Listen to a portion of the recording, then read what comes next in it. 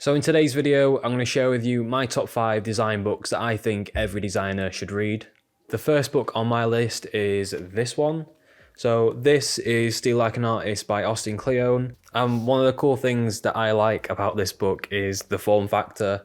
It's super small. It kind of reminds me of the Mr. Men books. If you're from Britain or the UK, then you'll know exactly what that is. And I love that about this book.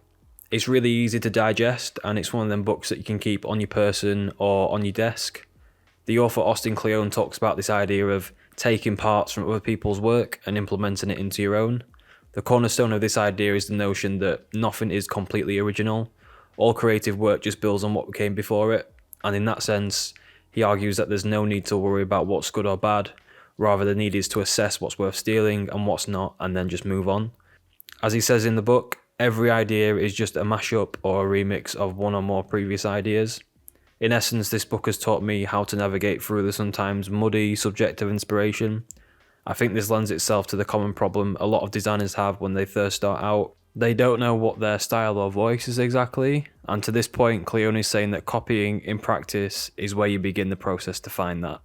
Therefore, there is a difference between outright plagiarism and trying to pass others' work as your own, and the practice of copying, which he refers to being about reverse engineering. And through the copying, you will find yourself.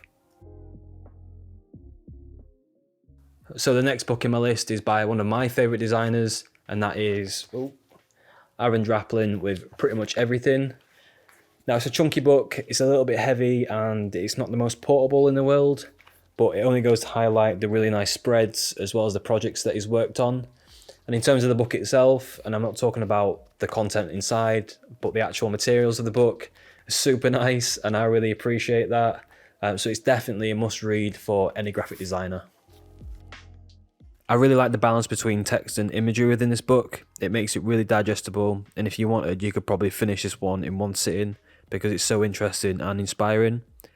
I do want to say as well that the quality of the book is really excellent, like I said earlier. I think it will hold up for a long time with frequent use. I also really enjoy getting a deeper insight into his backstory and how he came to be. It's definitely a must read for any designer. So the next book I want to share with you guys is a fairly new one actually. I only got this one a couple months ago, but went through it within a couple of days, and I go back to it all the time for references and inspiration and all that kind of stuff. But it's by a guy called James Martin, or Made by James, with his book, The Honest Guide to Creativity and Logo Design. So Made by James is a brand designer and in particular a logo designer, as you can see.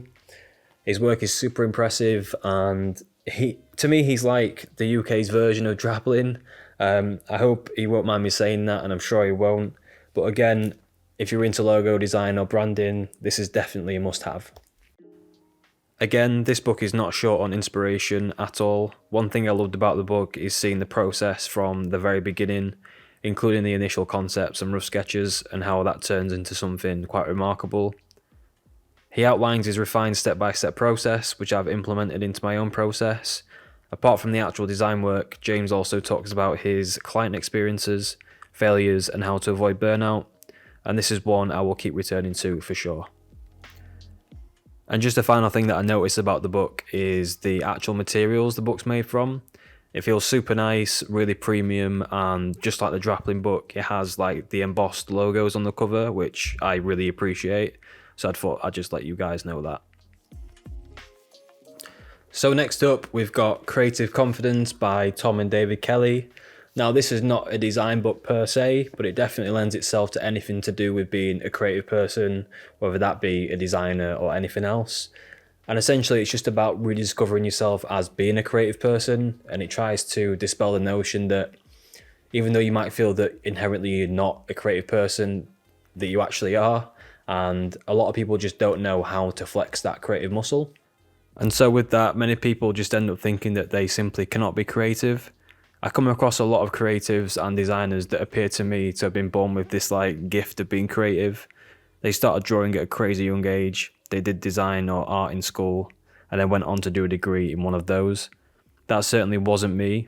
As a kid, I don't remember being too interested in drawing, and I never really cared for it much in school or college. I actually never even tried my hand at design until a module I had to do for my degree at university. So when comparing myself to other designers, I always felt that I was a late bloomer, or on some days that I was never meant to be a creative person. But this book really cemented in my mind that you can be creative if you want to be. You just need to figure out how to do that, and ultimately you must allow yourself to fail in order to succeed. Your first attempt isn't going to be perfect, and process isn't as dreamy as it appears on social media platforms. So adopting a growth mindset is key to allowing you to create a roadmap to guide you through your creative processes. So the fifth and final book I want to share with you guys is this one. This is The Book of Branding by Radim Malinic. I hope I'm saying that right. So essentially this just deconstructs sort of like the brand design process and the elements that go along with that.